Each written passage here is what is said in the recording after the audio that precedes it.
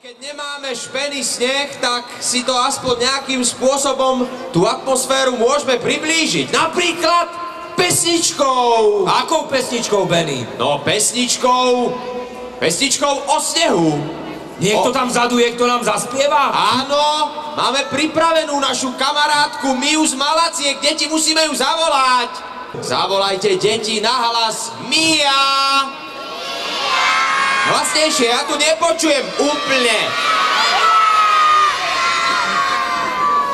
Mia!